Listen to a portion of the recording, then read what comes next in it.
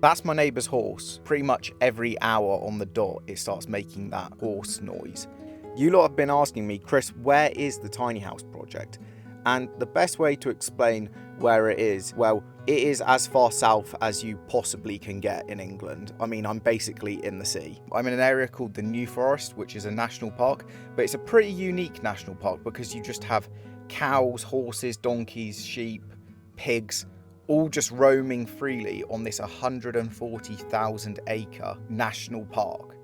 Now, I think it was originally set up by the King of England as a hunting ground. What makes it even more unique is if you buy particular houses in the New Forest, you get forestry rights. For example, my next door neighbour has these rights, and that means that if they want to put, 200 cows on the forest so they can just roam freely, they can. I cannot recommend a visit enough. The closest village to me with like a small shop is a place called Bewley. Now, if you've never been to Bewley, it is not only one of the most beautiful little villages in the New Forest, but it is also dumb rich. The properties here are unbelievable. I'll put on the screen now some satellite images of my favourite houses. A majority of the people around me are, well, they're the owners of huge corporations. I mean, the richest person in England, I think, lives in Bewley.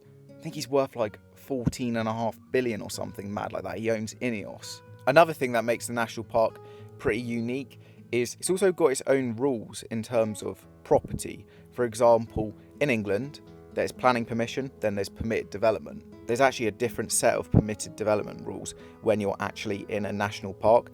So it can make things quite difficult to build. And I mean, there's areas where you will never get permission for anything. However, in some cases, that is a really good thing because it obviously protects the national park.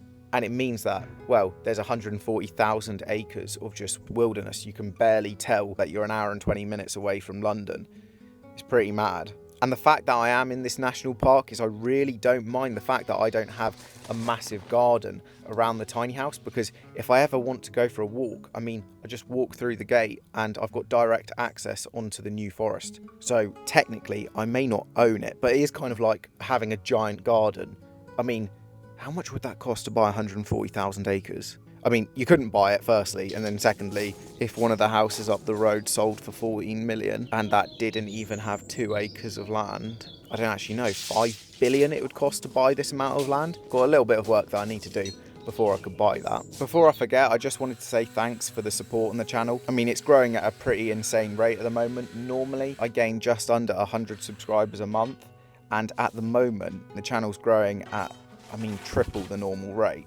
So thanks for that. If you are new, please consider subscribing. I really want to hit 10,000 subscribers by the end of the year. You lot also seem to really be enjoying where I'm working on the tiny house and I explain what I'm up to and how to do X, Y, and Z, but then also answering any questions that I've been getting on Instagram, be it about business, leaving your 9-to-5 job, all of that stuff. Topics you want me to talk about in future videos, just let me know in the comments, or if you want to message me on Instagram, go ahead and I'll try and incorporate that into these videos. Now, if you're wondering what I'm up to here, I'm essentially creating a little infill panel to go between the gate posts and the hedge, and this is completely a quick bodge job. If you don't know what a bodge job is, it's like if you've got a puncture in an inner tube and you just put duct tape over it. It's not a proper job.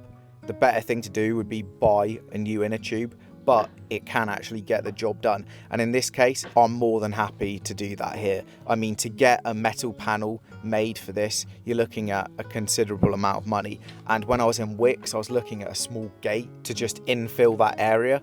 And I think it was something like 130 quid, which, considering it was the cheapest, most rubbish timber you can buy, I just couldn't let myself do that, especially as I've got a million meters of 4x2 lying around at the moment. And if you remember in a previous video where I'm explaining to you lot how to haggle with builders merchants and getting money off, I mean, the amount of 4x2 I'm using to build this infill panel, you're talking like 5 quid, and then 5 quid in paint.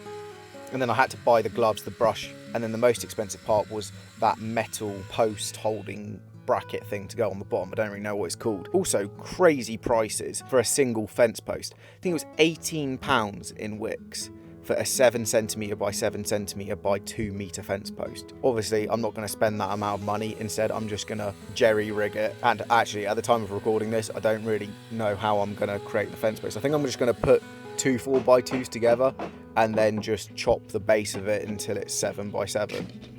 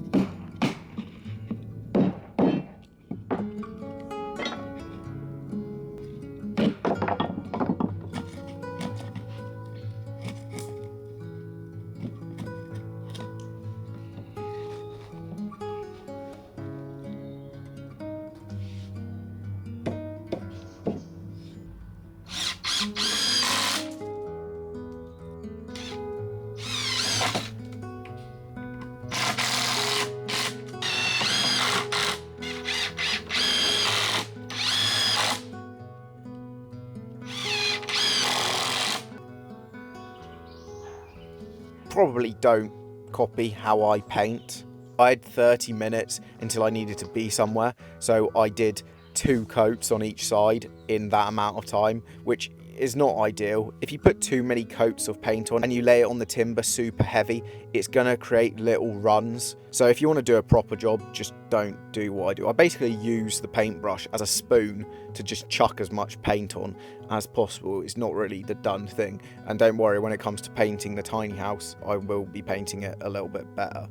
Now, speaking of the tiny house, as I've mentioned in previous videos, I am going to be going for a warm deck roof. Now, what a warm deck roof is it's basically a sandwiching of plywood membrane, EPDM on top of your ceiling joist. That is the detail of the roof construction, but before you can worry about building all of that stuff, you need to get your ceiling joists in.